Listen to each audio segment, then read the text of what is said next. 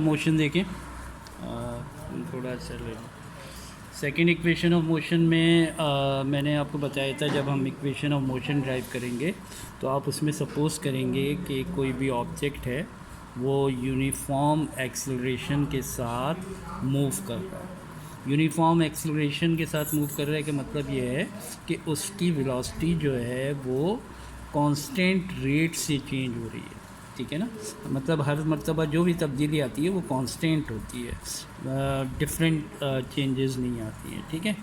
अब उसके लिए हमने सपोज़ किया कि ऑब्जेक्ट जो है उसकी इनिशियल वेलोसिटी वी आई थी, ठीक है ना। ये आपको पहले जो नोट्स में है वो पैराग्राफ मैंने लिखवाया हुआ है। इनिशियल वेलोसिटी हमने सपोज़ किया था कि उसकी वी आई है। आफ्टर टाइम टी उसकी वेलोसिटी जो है वो वी एफ हो जाती है, ठीक है। इस दौरान वो डिस्टेंस जो है वो एस कवर करता है, सही बेटा। ये हमने सपोज़ किया था। और बॉडी का जो एक्सेलरेशन है वो यूनिफॉर्म एक्सेलरेशन है, ठीक है ना। ये डिस्टेंस एस और यूनिफॉर्म एक्सेलरेशन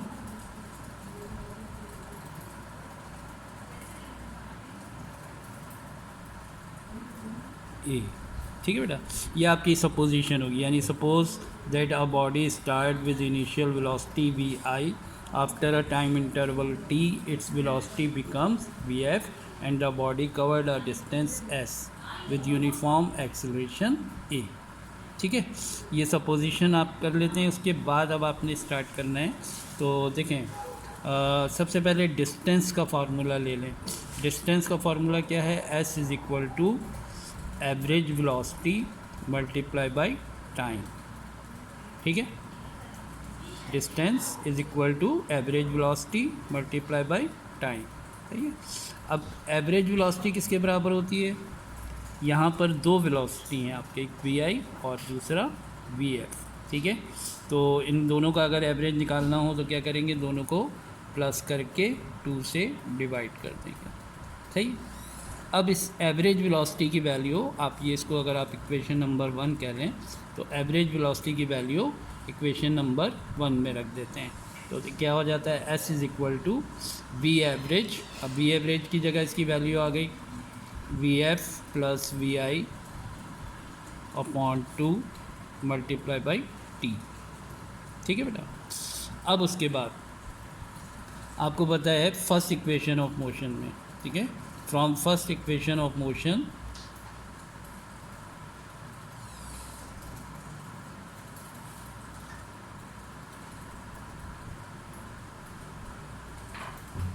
आपके पास वी एफ की वैल्यू है, वी एफ इज इक्वल होता है V I plus A T, ठीक है।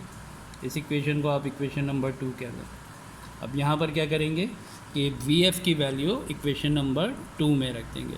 इक्वेशन नंबर 2 देखें उतारे हैं, S is equal to V F. अब वी एफ किसके बराबर है? V I plus A T. तो वी एफ की जगह आपने लिख दिया V I plus A T, सही है। ये V I plus A T किसकी जगह आया? वी एफ की जगह। उसके बाद फिर यहाँ पर वी आई, ठीक है, divided by 2 multiply by T, ठीक है। अच्छा, अब आप यहाँ देखें V I plus V I 2 V I हो गया, ठीक है, A T divided by 2 multiply by T, ठीक है। टी से इसको मल्टीप्लाई कर लें पूरे ब्रैकेट को। S is equal to 2 V I T plus A T into T, A T square upon 2, ठीक है। अब आपने क्या करना है बेटा? इसकी फ्रैक्शन को सेपरेट करना है, ठीक है। ये 2 V I T plus A T square upon 2 का मतलब क्या हो गया कि ये जो 2 है वो 2 वी आई टी से भी डिवाइड हो रहा है और ए टी स्क्वायर से भी डिवाइड हो रहा है। इसलिए आपने क्या करना है? इन दोनों को अलग कर देना है। 2 V I T upon 2 plus A T square upon 2, सही। लेकिन ये 2 से 2 कैंसिल हो गया। S is equal to V I T, और ये जो ए टी स्क्वायर अपॉन 2 का मतलब होता है हाफ, इसका हाफ कर रहे हैं। तो ये हाफ जो है वो आप अलग करके लिख देंगे 1/2 AT स्क्वायर। ठीक है, this is your second equation of motion. ठीक है बेटा, ये आपकी इक्वेशन ट्राई होगी। सही है, तो आपने ये सपोजिशन के बाद जो स्टेप्स हैं इनको ज़रा सा जहन में रखना है। स्टेप 1 आप क्या करें, डिस्टेंस का फार्मूला लें।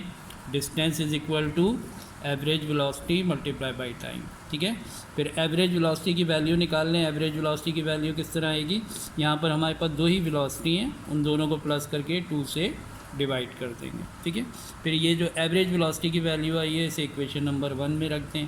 तो वी बार की जगह आपका आ गया VF plus VI/2 multiply by T.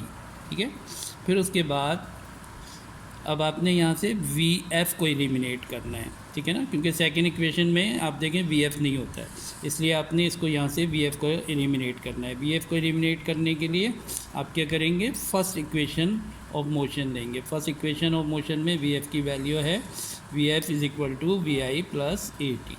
ठीक है, ये वैल्यू आप जो है इस सेकंड इक्वेशन में रख देंगे, जो दूसरी इक्वेशन आपकी आई थी इसमें। सही है, अब दूसरी इक्वेशन आपने उतारी है, S is equal to VF की जगह ये वैल्यू आ गई VI प्लस AT, ये वाला VI एज इट इज़ आ गया divided by 2 multiply by T। ठीक है, अब सिंप्लीफाई करना है, VI प्लस VI 2VI हो गया प्लस AT/2, फिर T से ये ब्रैकेट ओपन कर दिया, T इन दोनों से मल्टीप्लाई हो गया तो आपके पास आ गया 2VIT plus AT into T AT स्क्वायर/2। फिर इन फ्रैक्शन को आपने सेपरेट कर दिया। ठीक है ना, ये जो 2 इन दोनों को डिवाइड कर रहा है, इसको भी कर रहा है, इसको भी कर रहा है, तो इनको अलग-अलग कर दिया आपने।